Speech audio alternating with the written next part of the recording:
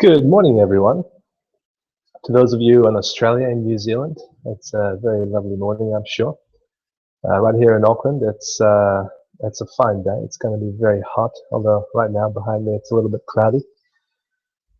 How's everybody going today? Have we all loaded up? Well, shout out if you have any troubles. Welcome to our first webinar. The Muli Mobile webinar series begins today, and we cover a very interesting topic. We're talking about wearable computing today. In 2015, it's a very topical conversation to have. Wearables are in a stage of technical adoption where smartphones were probably about 2007, 2008. So we believe they're just about to really start taking off and becoming mainstream. In particular, today we're looking at why we believe so, why we're bullish about wearables. We look at where wearables are at right now, what's on the market, what sort of adoption have we seen, what kind of applications are wearable computers seeing, and we will also look at the implications for businesses of wearables becoming more mainstream. So without further ado, let's get started. I will switch us over to my slideshow.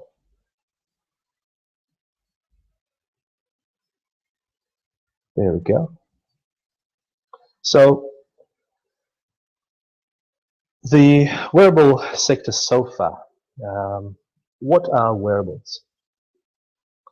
We've got things like smartwatches, we've got things like fitness trackers, we've got headsets, smart glasses, virtual reality headsets, but also there's a whole bunch of other categories, things like gloves and prosthetic smart devices that help disabled people. There's exoskeletons, there's a whole lot of stuff that wearable computing covers.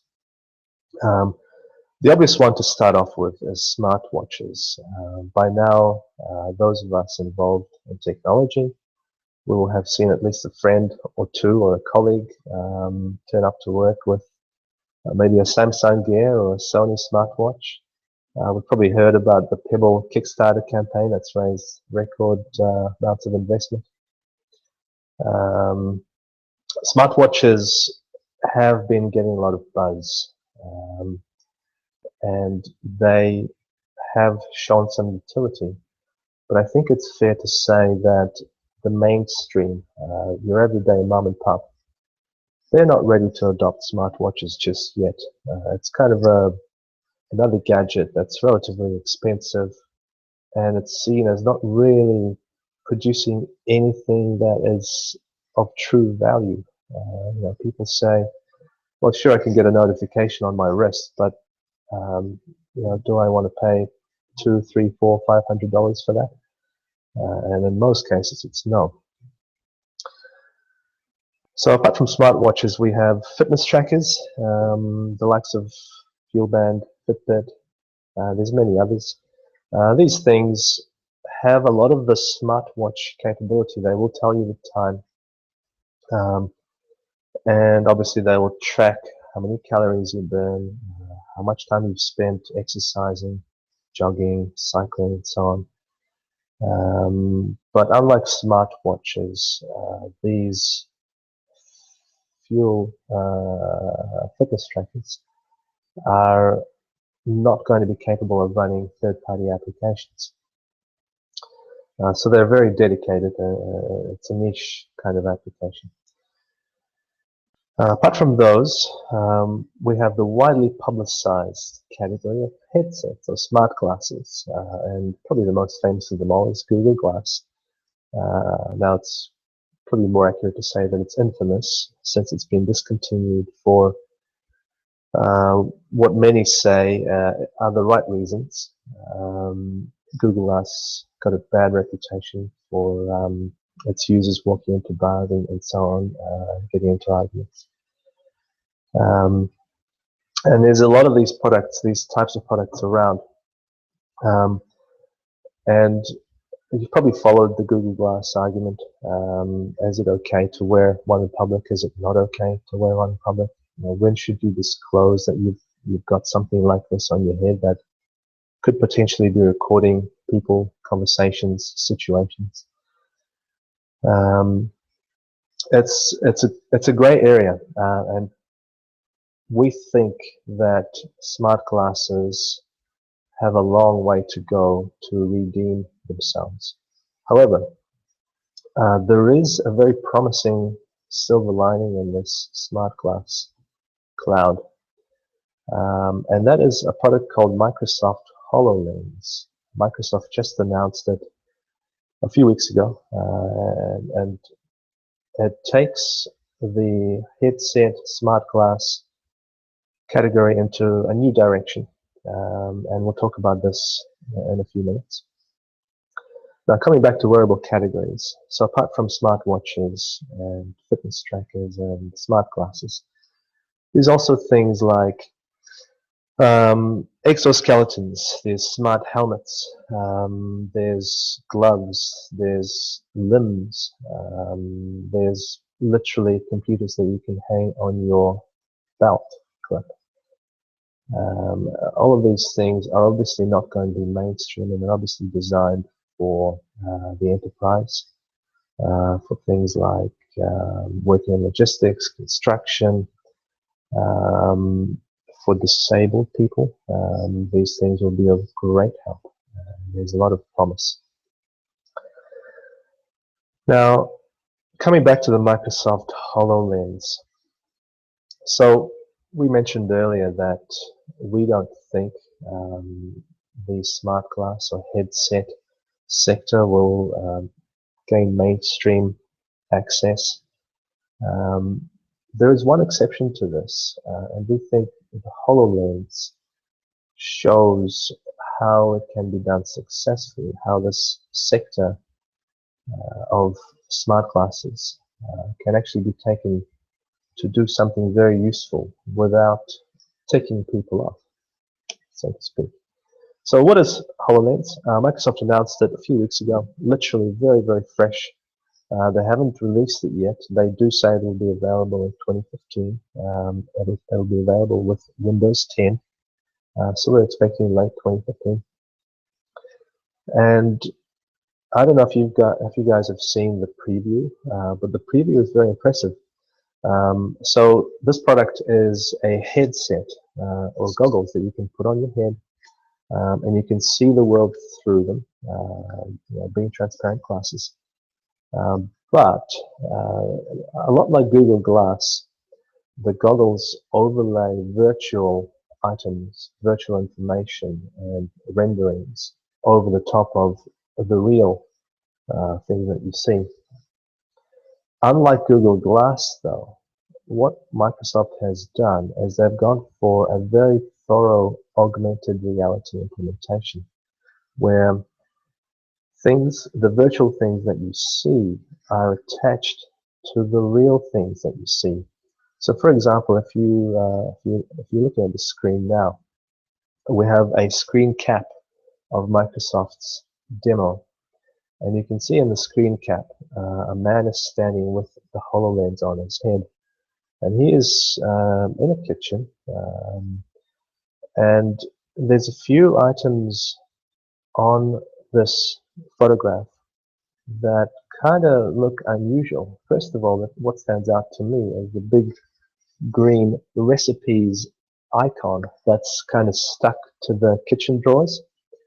I'm sure that's not a real thing, and that would be an augmented reality virtual thing stuck to those cabinet drawers virtually.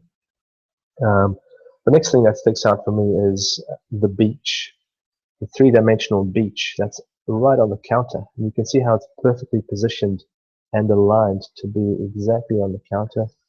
The little clouds floating above it, and there's a weather forecast also floating in the air right above the counter. Next up for me is the to-do list on the fridge. And I also believe the soccer game that's above, is that the fireplace? So the soccer game that's on the wall, I would think that that is also an augmented reality, a virtual thing.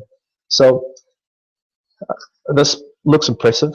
It looks even more impressive in the tech demo, and I encourage all of you to look it up on your favorite search engine and just see what this HoloLens product is capable of.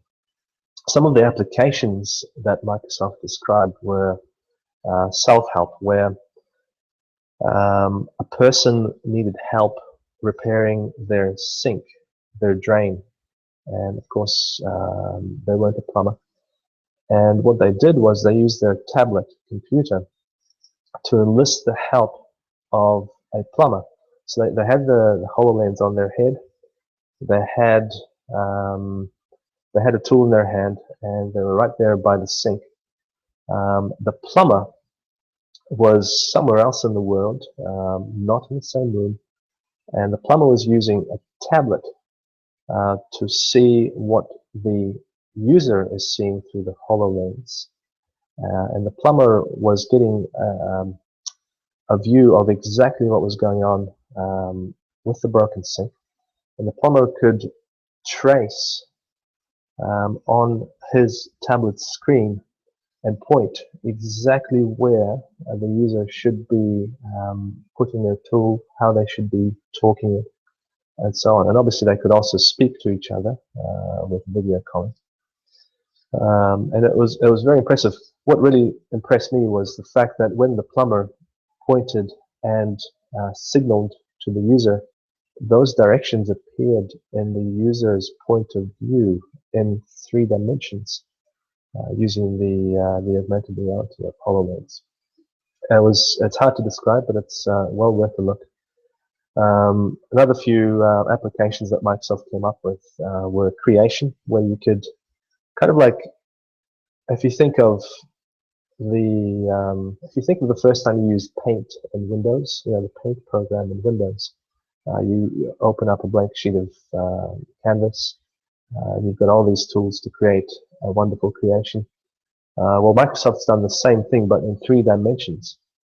So you put on your HoloLens, you open up the 3D creation toolkit. I forget what it's called exactly. And in 3 dimensions in front of you, you have a 3-dimensional canvas and tools that you can select by pointing your hands and kind of doing a little trigger gesture. And you can, using your hands and these virtual tools, you can build 3-dimensional things that can then be saved in 3D files, and they can then be printed in a 3D printer. So you can go from this 3D augmented reality to reality very quickly, and it's exciting. Obviously, communication was another one where you could speak face to face with other people, other devices. Entertainment was a big one, as you can see in the screen cap that we have on the current screen. The soccer game is on, and that's done via the HoloLens. But there was a really impressive demo of somebody playing Minecraft, and you've probably all heard of Minecraft. It's on just about every platform. It's a game that's 3-dimensional, and the player gets to build things out of blocks. Well, in the HoloLens version of Minecraft, the entire 3D map, the construction site, so to speak, was spread through the HoloLens user's living room. So, and it wasn't just kind of spread randomly, intersecting with furniture. It was on top of furniture. It was behind furniture. It had a respect for the real-world objects. So if there was a coffee table, the coffee table was covered with Minecraft things. When the coffee table ended at the edges, there weren't any bugs. There wasn't anything virtual overhanging that shouldn't have been overhanging. And it was thoroughly impressive. So What Microsoft has done is, we think, achieve a very useful platform for home and office use. There's already practical applications for it. And with third-party developers, this platform is going to be very exciting. So it's definitely one to watch. Obviously, it's not available yet, so there's some caveats. We don't know how powerful it truly is, and so on. But it's an exciting product to watch. So this picture we have of wearables so far. They're not a mainstream product. Right now, they're confined to niche applications. We have the smartwatches that kind of give some value to maybe really technically inclined people. We have the fitness trackers who probably give a little bit of value, maybe a lot of value, to a small subset of the population. We have the smart glasses that society has said basically no to. There's the bright spot in the HoloLens, but that's not even out yet. So right now, wearables are in this, this infant stage. They are not mainstream at all. Current worldwide sales are fairly small, although, comparatively speaking, it is a decent number. There's, in 2014, there was $5 billion worth of sales in devices, and smart devices, smart wearable devices. But compared to smartphones, which are $276 billion business, that's not a lot. However, we are bullish and we think this will change. So we think there is a case for wearables becoming mainstream, and we base our bullishness on two factors. These are two major factors. So number one is the inherent utility, and number two is the improved marketing and social acceptance that comes with that. So let's go through those. So first of all, we strongly believe there is inherent utility, inherent value in wearable computing. We know that it hasn't been demonstrated yet. So smartwatches right now, they give you very minimal value. They give the average mom and pop very minimal value. But if you think about the possibilities, there is definitely inherent utility in wearables. We look at it as the next platform evolution. Every computing platform evolution that has happened in the last 30 years has been about minimizing the barrier between user and information.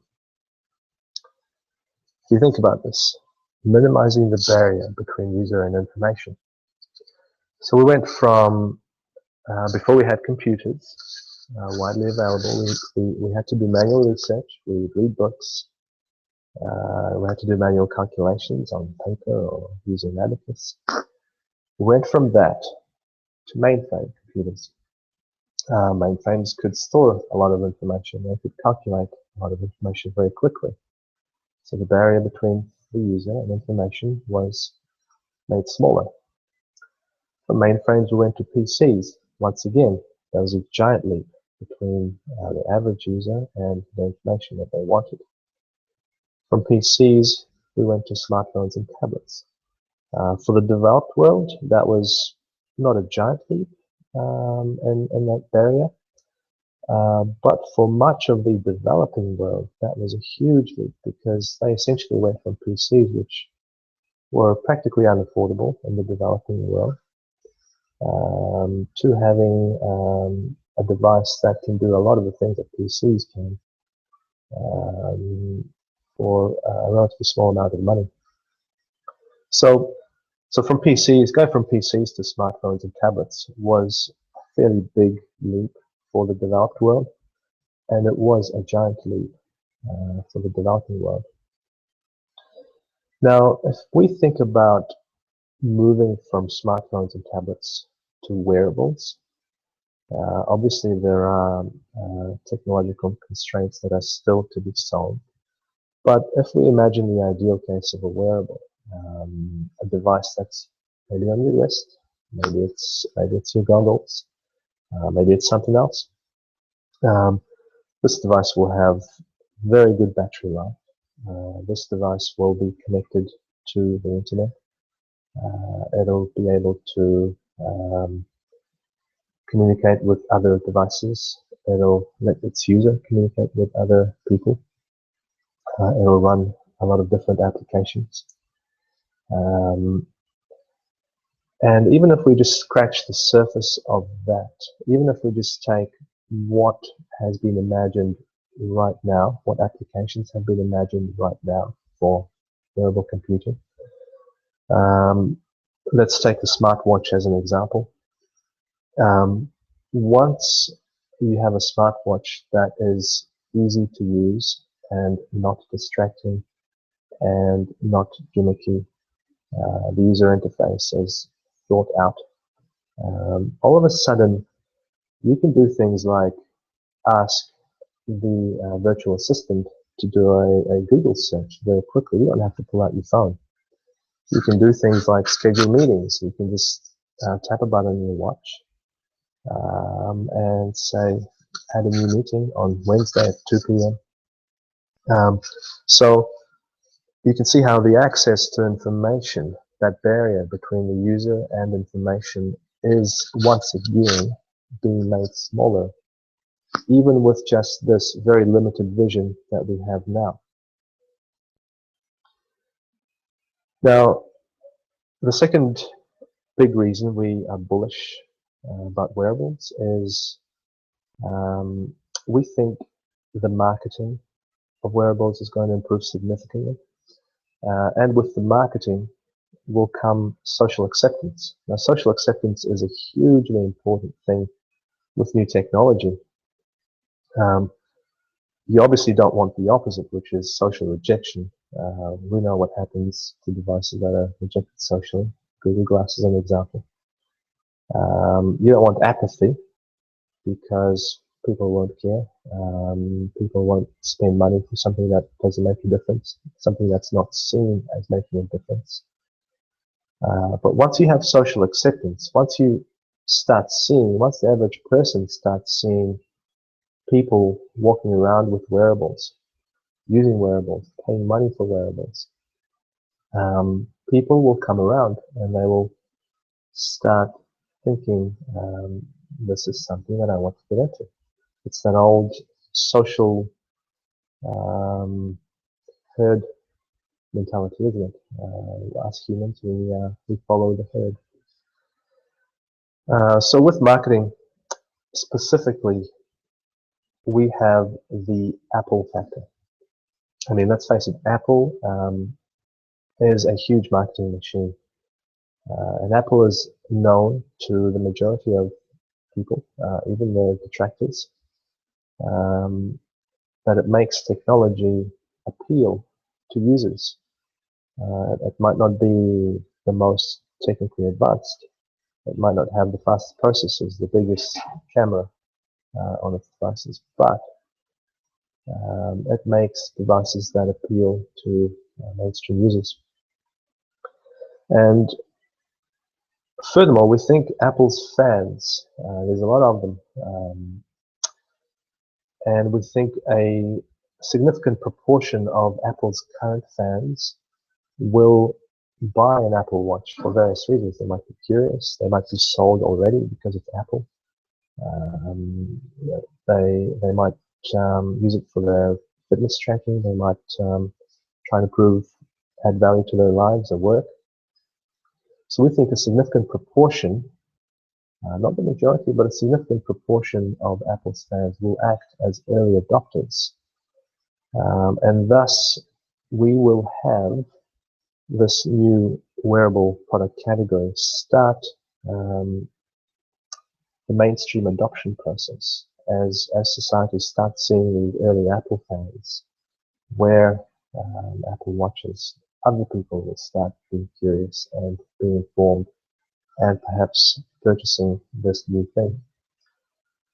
The same thing happened with iPod and iPhone. If we think back to iPhone, nobody was using smartphones virtually. I mean, unit sales were 2 or 3 million worldwide. We had things like Windows Phone that was clunky, it was slow, it was very expensive. The iPhone came out in its first year, it sold maybe 1 million. In its second year, it sold probably about 6 or 7 million, if I'm not mistaken. And from then on, it showed exponential growth. Now, speaking about the Apple Watch, the early sales predictions are big. We have a table here of analyst predictions for sales of the Apple Watch, and we have a pretty big range there. There's a spread from 8 million in the first year to 41 million units in the first year. On average, analysts are predicting just over 22 million units sold in the first year. That would make it a very successful product, and it would certainly be enough to kickstart the early adoption process.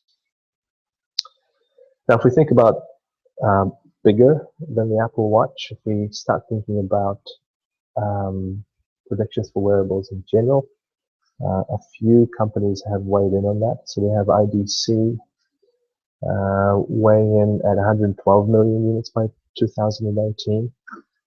We have BI weighing in at 125 million units by 2018.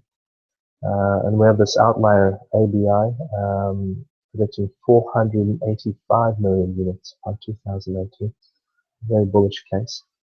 But even if that case is not achieved, it's still a very smartphone-esque growth trajectory. Where are we right now in the technology adoption life cycle?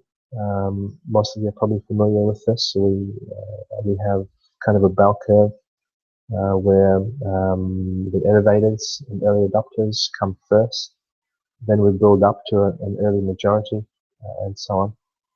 So with smartphones, we had the innovators using smartphones up to about 2008. So we had the Windows Phone, Windows CE, we had Palm Treo, and we had the iPhone launched in 2007. And up until about 2008, those people that were using smartphones were what I would describe innovators. From about 2009 onwards, we had the early adoption phase where people were increasingly curious, perhaps technically minded people were, and this built up significantly. And I'd say from 2011 onwards, we started building into this early majority that probably meant that we reached at least half the market penetration by 2013. And from 2013 onwards, we now see the late majority joining the party. So in 2015, I think smartphone penetration is something like 70 to 80. In some places, in some countries, it's in the 90 percentile. So we're definitely in that late majority stage now with smartphones. What is it like with smartwatches, wearable devices in general? So for wearables, we think up to last year we had the innovators. So we had several million units sold per year. Things like the Samsung Gear, the Sony smartwatch, the Pebble, Fitbit, and Nike Fuel Band, and so on. We think this year we will mark the transition from the innovative stage to the early adoption stage. So this is where growth really starts to take off. And we think that growth will lead us to an early majority appearing from 2017. We think that the majority of people will have wearable computing or adopt some kind of wearable computing device by 2020. So we've built up this picture so far in this presentation that wearables are not mainstream yet, but they are poised to become mainstream. And thus it poses a challenge and an opportunity to companies. How do we prepare for wearables? What do we do? Obviously, we don't expect wearable computing to become mainstream until 3, 4, 5 years from now. But it is already a very quickly growing market segment. And so there's both an immediate need, there's an immediate need, opportunity, and maybe even a threat to some industries. But there's also a more longer term strategy to think about for when wearable computing does become mainstream. So let's cover those two parts separately. So first of all, we'll cover the immediate. So what should companies be doing right now in order to cater to the early adopters? So we think that the early adopters are a valuable segment of the market, whatever business you're in. And in particular, if your organization caters, excuse me, to innovators and early adopters, if your brand is consumer focused and you have a tech savvy brand reputation, you definitely want to start thinking about wearables. There's going to be millions of people walking around with wearables in the next couple of years, not even the next 5 years, but the next couple of years. There'll be millions of these people walking around. And especially if you're a retailer, if you're a bank or a financial institution, if you're a healthcare provider, you can be doing a lot of innovative stuff. If you're a telecom, and really if you're a social media or gaming company, you've got to be on there. You need to show the users that you're committed to this new platform. Also, the immediate benefit applies to those companies that can find increased workforce productivity. And this is probably a lot more confined than the brand benefits. This is more confined to a relatively small number of industries.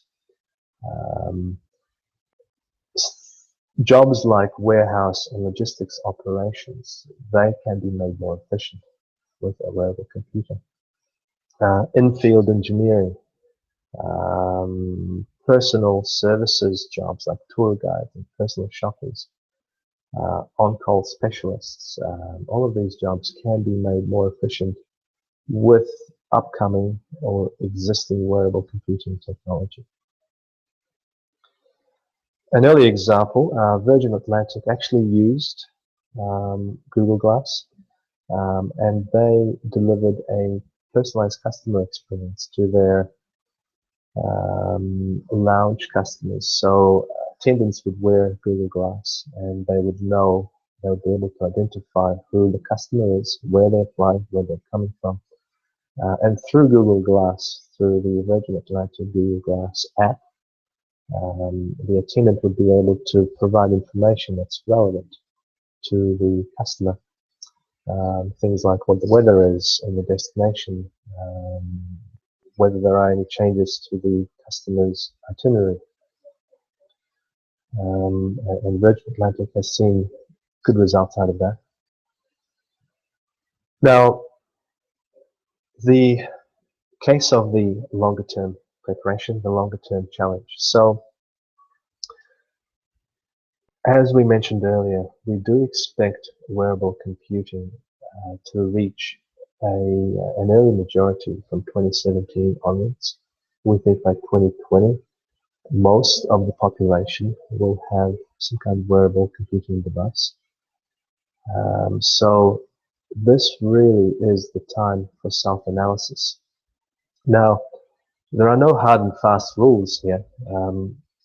This is such a huge change. When it does happen, it'll be akin in size and breadth to the smartphone and tablet revolution. I don't think anybody could predict just how far smartphones would take us in 2007. There were a lot of dreamers, but there's also a lot of disagreement about how far we could go with smartphones, how far the technology is able to take us, what we'd be able to use them for, whether people would adopt them and actually use them. We're in the same stage with wearables right now. It's very difficult to say what the impact will be on particular categories, on particular industries and companies. So it's very important that right now you, the business leaders, start analyzing strengths, weaknesses, and opportunities and threats of the upcoming wearable changeover, the wearable revolution, so to speak. It's very important to start analyzing what value your company could derive from wearable computing, whether it's internal, improving employee productivity, serving the customer better, removing costs. It's very important to look at what areas your organization is not very strong at, what areas might hold you back in the wearables revolution. And it's obviously very important to look at threats. So would a competitor be able to gain market share, gain profitability, take your customers by offering some kind of solution with wearables? So it's very important to start looking into these things now. And on that note, it is just about time to finish. My closing remarks are really just take a look at this picture. For about the last 8 years, we've had smartphones. They have been very, very important in our lives. They've shown their value in the last few years. The next few years will be a little bit different. We think the smartphone will be important. It'll stay in our pockets, but we will be using smartphones just that little bit less as their companion devices, smartwatches, and other wearable computers start creeping into our lives. We think the Apple Watch will be a hit. We think it'll kickstart the early adoption of wearable devices. And we think that from 2017 onwards, a relatively significant proportion of the population will have smart devices, wearable devices. By 2020, the majority of the population will. So with those remarks, I would like to finish our first webinar. Thank you for joining us, and we do hope you have a productive day. Now, for any questions, please don't hesitate to contact us. Our website is www.mulimobile.com. That's MULI mobile.com. And you can email me. My personal address is Alexey, Alexey, @mulimobile.com if you have any questions. It's been very exciting and it's been a pleasure. Thank you very much for tuning in. Take care.